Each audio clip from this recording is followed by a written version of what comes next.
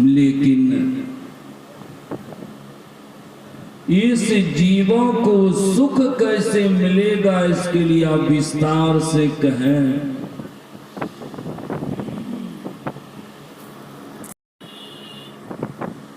संसार का व्यक्ति संसार की वस्तुओं से सुख चाहते हैं, तो संसार की वस्तुओं से सुख कैसे मिलेगा। जैसे संसार का व्यक्ति धन से सुख चाहते हैं, संसार का व्यक्ति स्त्री और पुरुषों से सुख चाहते हैं, संसार का व्यक्ति पुत्र और पुत्रियों से सुख चाहते हैं, संसार का व्यक्ति महल अटारियों से सुख चाहते हैं, संसार का व्यक्ति पद और प्रतिष्ठा में सुख खोजते हैं। अगर ऐसे वस्तु में सुख मिलता, यही धरती है, धरती बदला नहीं है। जिस धरती पर बड़े बड़े सूरवीर लोग आए, बाली विक्रम बेनु दधीची गए, पारत जिन्हें भारत ठाना, बाद गयो बलराम गयो जिनकी ककड़ी 10 कंद समाना, गयो दुर्योधन जंग जुड़े जिन 64 कोस में छत्र बिताना, धरा को परमान यही तुलसी, जो भरा सो झरा, जो मरा सो बुताना, सबका मिटिया मेट हो गया। मैं पुरानी गाथा सुनाने के लिए जा रहा हूं। ये त्रेता युग की बात है।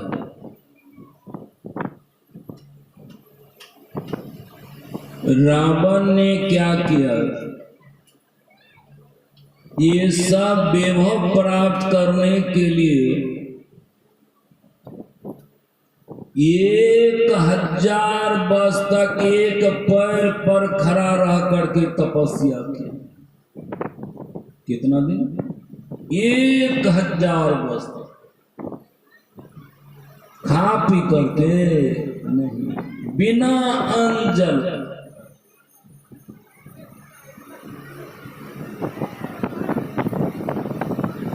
इनके देखा कि संसार अब बचने वाली नहीं है,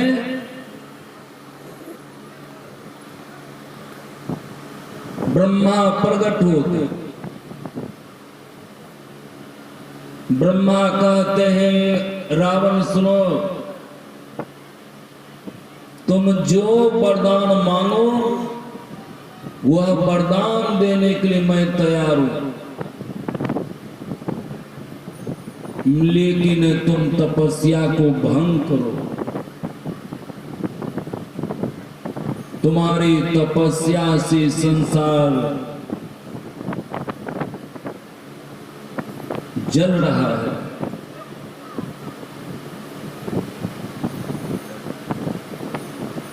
रावण कहते हैं, ब्रह्मा अगर मेरे तपस्या से अगर आप खुश हैं,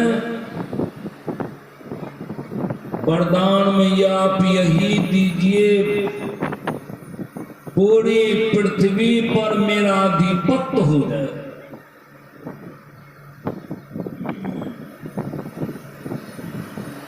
दूसरी वरदान ये दीजिए,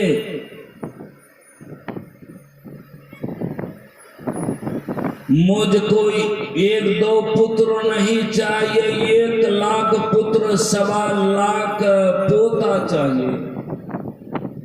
लंका में पोता को नाती कहते हैं। 1 लाख पुत्र, 1.25 लाख नाती चाहिए। तीसरी वरदान ये दीजिए, ईट फूस का घर नहीं चाहिए, सोने की महल, रुपए की छज्जा चाहिए। चौथी वरदान ये दीजिए, हमको इतना बल दीजिए, चले दशानन कांपे धरती। ब्रह्मा ने कहा जाओ यही होगा।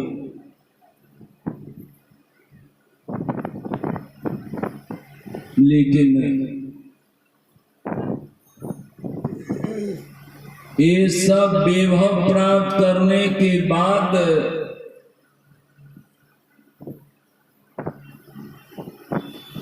स्वतः आप लोगों को मालूम है अत्याचार कौन कौन चार करने लगा। साधु संतों को सताने लगा और राम से बैर करने लगा। अपने आप को त्रिलोक विजयी समझ लिया। जब भगवान राम का बाण लगा रावण को,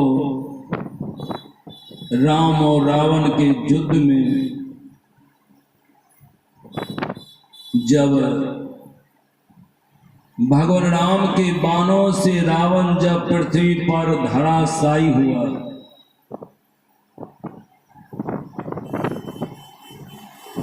धराशायी होने के बाद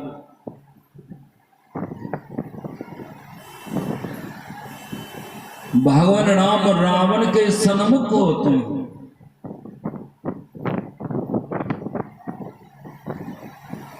जब रावण के सन्मुख होते हैं, जब रावण देखते हैं कि सामने में मर्यादा पुरुषोत्तम श्री राम खड़े,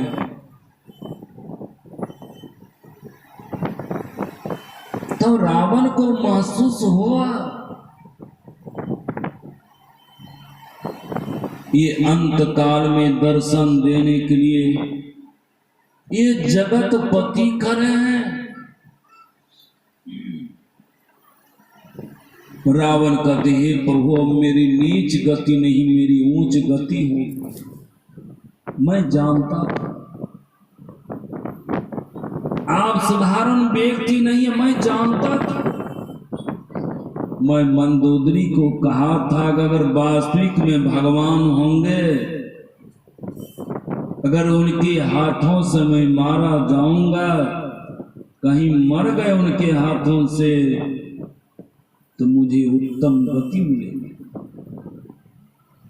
अगर साधारण व्यक्ति होंगे तब तो मुझे मार नहीं पाएंगे, मुझे मार नहीं पाएंगे। मैं मंदोदरी को आज वह बात प्रत्यक्ष है। मैं जानता था कि आप वास्तविक में भगवान हैं। और वह रावण भगवान का चरण पकड़ करके रो रो करके कहते हैं, आप लोग सुनिए।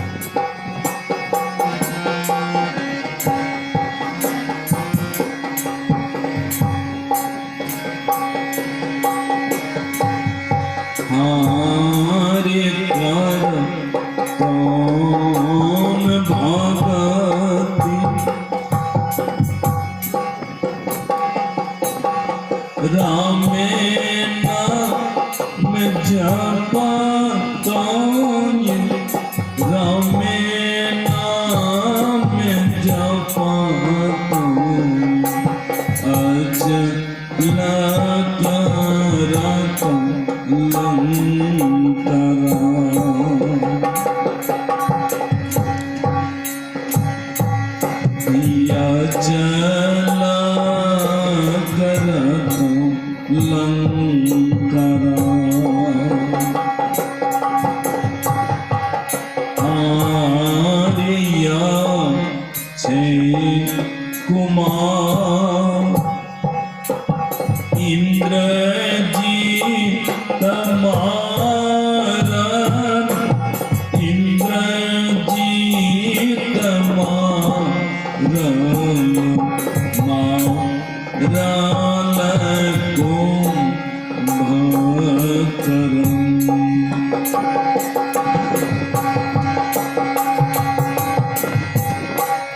मारन कुंभकर्ण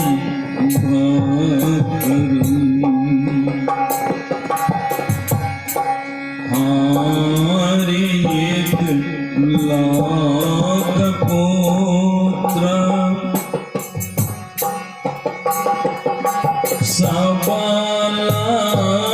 सबलाकनाति सबलाकनाति कंचन कोठवीधाम कंचन कोठवीधाम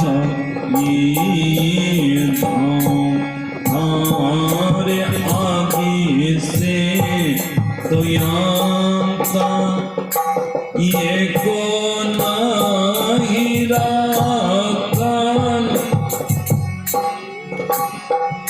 ये को नहीं राकन भाई गेले बन से उगान भाई गेले बन से उगान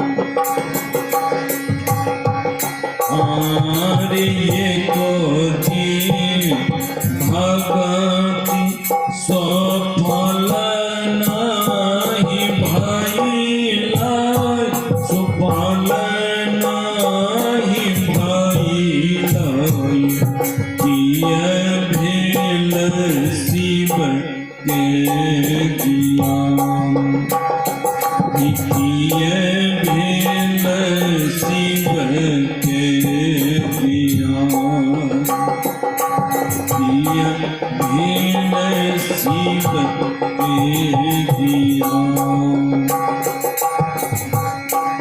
आर्य भाई विभीषण बरताप करुणा बरताप करुणा जपलान प्रभु जी के नाम ये जपलान प्रभु जी के नाम। रावण भगवान शिव के महान पूजा, लोग तो जल चढ़ाते हैं, रावण सर चढ़ाते हैं।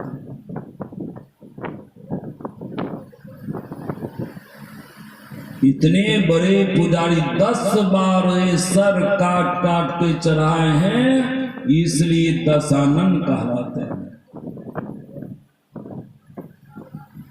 ऐसे रावण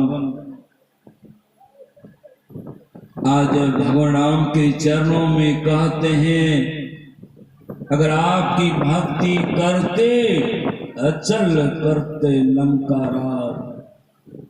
आज मेरा छोटा भाई विभीषण और आपका चरण की पूजा किया, भक्ति किया, आज वह लंका पति बन गया। नीचे खिसकते जाइए। इतना वैभव प्राप्त करने के बाद भी रावण सुखी नहीं रह सके।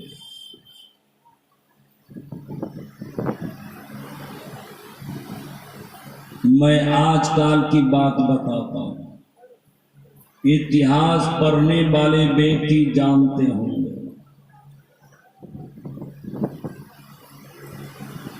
यूनान का रहने वाला सिकंदर बादशाह मात्र 32 वर्षों में भारत को छोड़ा करके सारे मुल्कों को जीत लिया।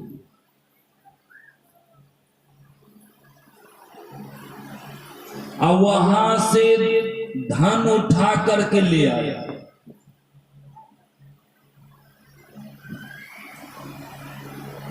जब भारत को और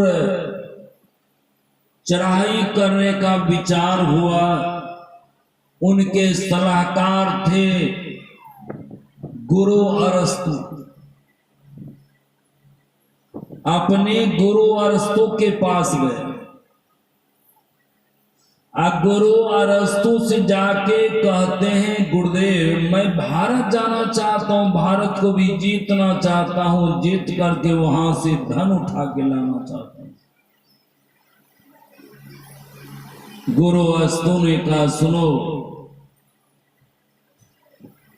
भारत जाना है तो जाओ, वहां धन लूट करके नहीं लाना, यानी पैसा कौड़ी लूट के नहीं लाना। वहां पर सबसे असली धन है शांति, और शांति में ही सुख है। जिसके अंदर में शांति नहीं, उसके अंदर में दुख है। कितनों आप पैसा जमा कर लीजिए महाराज, आप लाखपति, करोड़पति, अरबपति हो जाइए, उस पैसे से आपको शांति नहीं मिलेगी।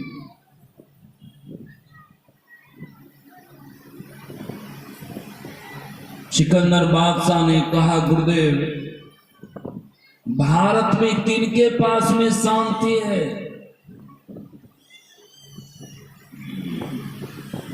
गुरु अरस्तु ने कहा कि भारत में शांति उन्हीं के पास में है जिसके तन पर वस्त्र नहीं।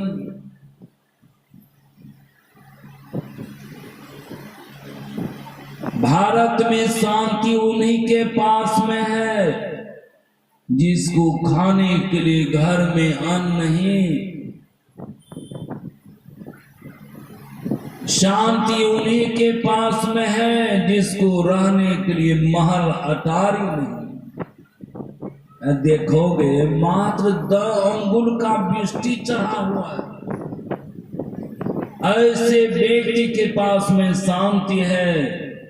तुम तो बादशाह हो ना, ऐसे व्यक्ति वहां सहनशाह है। चाह गई चिंता मिटी, मनमा बेपरवाह, अरे ताको कचून चाहिए सोई सहनशाह, वह सहनशाह। गुरु अरस्तु की बातों पर सिकंदर बादशाह चल पड़ा भारत में पंजाब पहुंचा। पंजाब में डेरा डाला और दूतों का आदेश कर दिया, पता करो तो ऐसे व्यक्ति कहां रहते। जब उसका दूत पता करने लगा, दूत ने पता लगाया कि गोदावरी नदी किनारे डैंडन नाम का व्यक्ति है। आकर के सूचना देते हैं, बादशाह सलामत, जिस व्यक्ति का नाम आपने खोज में निकला है उस व्यक्ति का पता चल गया, उसका नाम डैंडन है, वह गोदावरी नदी किनारे। सिकंदर बादशाह वहां पहुंचता है, उस साष्टांग प्रणाम करता है।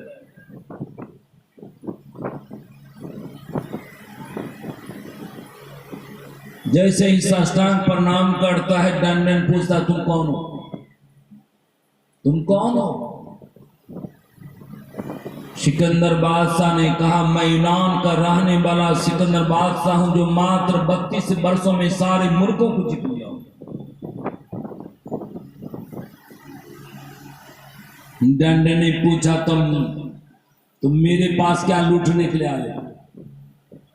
बोलो, यहां क्या लूटोगे बादशाह? मेरे पास में धन दौलत नहीं है, तुम देख ही रहे हो। मेरा घर आकाश है, भोजन के लिए हवा है, मैं हवा का पान करके रहता हूं। बोलो क्या चाहते? ये सुन करके सिकंदर बादशाह थर थर कांपने लगे।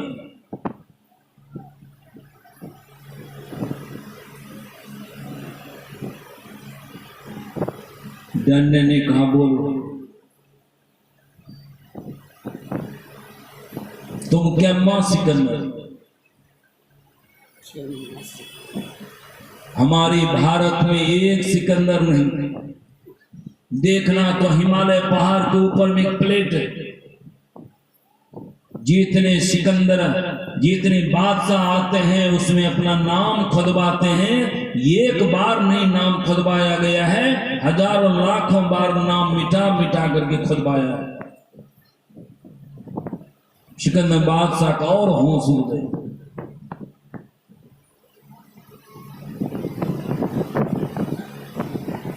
डंडे ने कहा, बोलो क्या चाहते हो? कहा, महाराज आपके पास मैं शांति के लिए आया हूं। मैंने बहुतों धन दौलत जमा किया लेकिन शांति नहीं मिल रही है। गुरु अरस्तु के आदेश पर मैं आपके चरणों में आया हूं। ये सुनते के साथ डंडे ठाके मार के हंसने लग गए। कहते, बादशाह अरे अंतिम घड़ी में तुम शांति चाहते हो?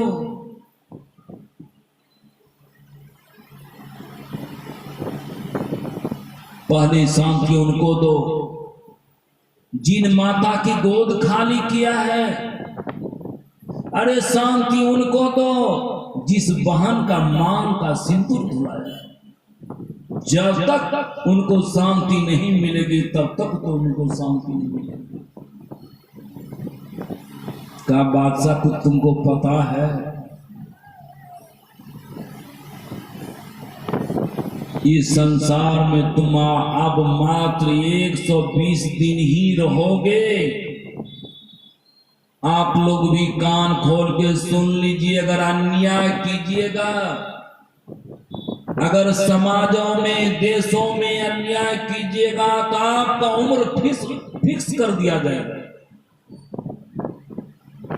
समाज में लोग बोलते हैं अन्याय करने वाले के समाज में छोड़ा बचता है, मरवे करते अन्याय करे छे। महाराज तुरंत उसका उम्र का समय फिक्स कर देते हैं। दंड ने कहा, इस संसार मात्र 120 दिन ही रहोगे। कभी बादशाह, तुमको तो अपनी माता से बहुत प्रेम है ना, तुम अपनी माता का भी दर्शन नहीं कर पाओगे बादशाह। तुम घर वापस चला जाओ, घर चला जाओ।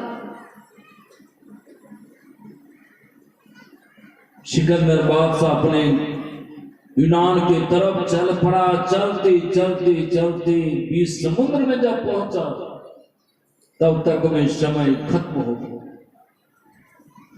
पेटों में साथ दर्द उठा।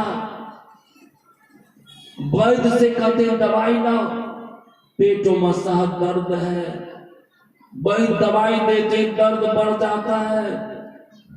सिकंदर बादशाह ने कहा, तुम्हारा दवाई काम नहीं कर रहा है। वैद्य ने कहा, महाराजा हमारा दवाई आपको काम नहीं करेगा। कहा क्यों? कहा इसलिए कि दंड ने आपको कहा था कि संसार मात्र 120 दिन ही रहेंगे। आज हुजूर 120वां दिन है। कार्य समय खत्म हो गया।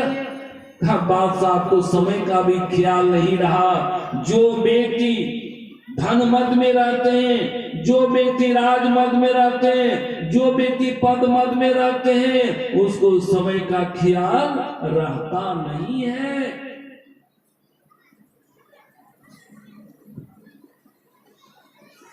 सिकंदर बादशाह ने कहा तुरंत मंत्री को बोलो, और मंत्रियों से कहते सुनो, अब मैं संसार से जा रहा हूं,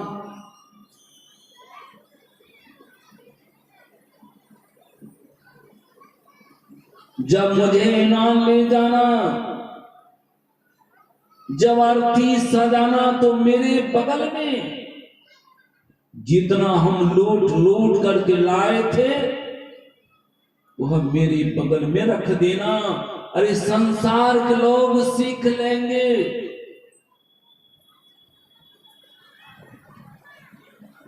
संत कबीर साहब कहते हैं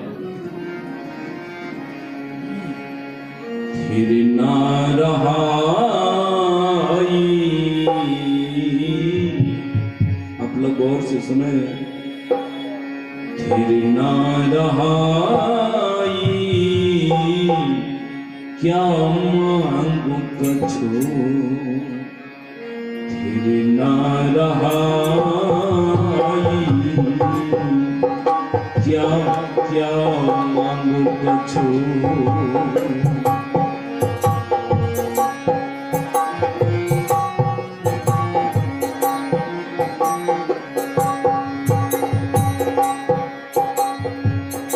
देखत नयना चलो जाग जाई, देखत नयना चलो जाग जाई, अरे क्या मांगो कछु, क्या मांगो कछु, फिर ना रहाई क्या मांगो कछु, फिर ना रहाई क्या मांगो कछु, फिर ना रहाई क्या मांगो कछु, फिर ना रहाई क्या मांगू कछु। सिकंदर बादशाह ने कहा अर्थी सजा करके जब गली गली घुराना, वहां पर एक सिर पड़ना, इकट्ठे कर जहां के जर सभी मुल्कों के मालिक थे, सिकंदर गया दुनिया से दोनों हाथ खा। लोग सीख लेंगे इतनी बड़ी मुल्क के बादशाह संसार से गया लेकिन खाली हाथ चला गया। बोलिए, विचार कीजिए आप अपने लिए क्या कर रहे हैं। जो कुछ कर रहे हैं अपने बाल बच्चे के लिए कर रहे हैं। एक जगह गए महल देखने के लिए, गए थे सत्संग करने के लिए, तो एक सज्जन आके कहते हैं बाबा नए मकान बनाए हुए हैं, थोड़ा चला जाए मकान को देखने के लिए। एक मंजिल दो मंजिल था, नीचे से ऊपर देखते गए सब में सेट था, बाथरूम सेट, डाइनिंग सेट, दीवान सेट, मोटर सेट, क्या क्या सेट था। इस सेट करने में बुढ़वा अपने आप सेट था।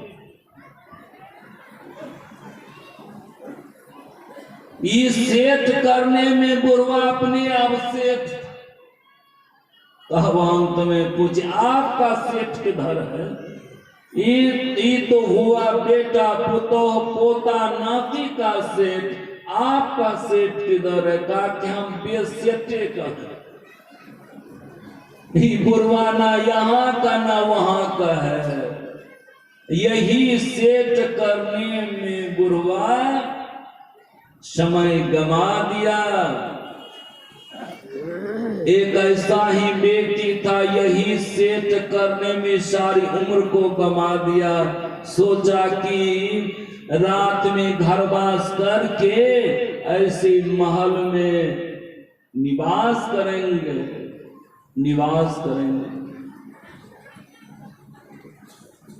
तो घरवास तो कल होना था, राते में जम पहुंच गए। ले जाने के लिए बुढ़वा को पतो नहीं था जम कब आ जाएगा।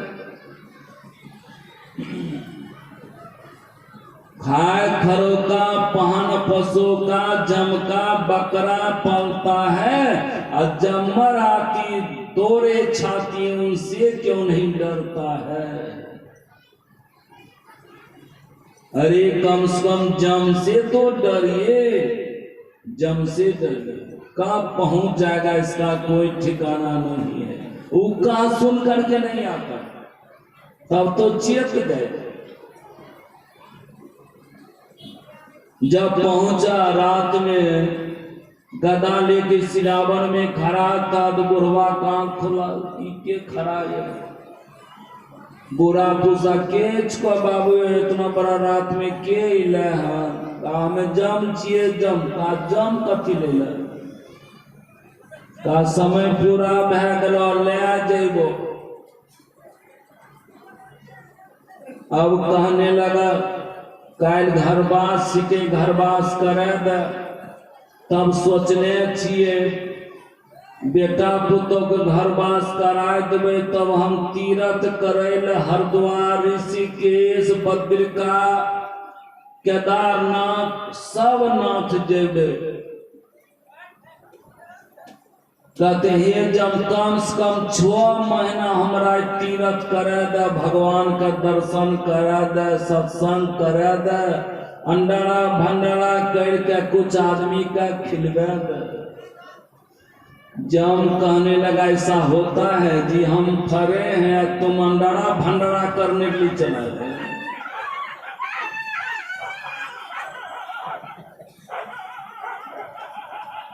नहीं छोड़ेंगे। तो अब घूस देने के लिए तैयार है। का घूस वो छोड़िएगा कि नहीं? कहते हैं कि आधा संपत्ति दे देंगे, कम से कम आपको 3 महीना हमको छोड़ना पड़ेगा। आधा संपत्ति, पूरी संपत्ति देने के बाद आपको नहीं छोड़ेंगे। का एक दिन, एक पल छोड़वे न करेंगे। आप कहते एक दिन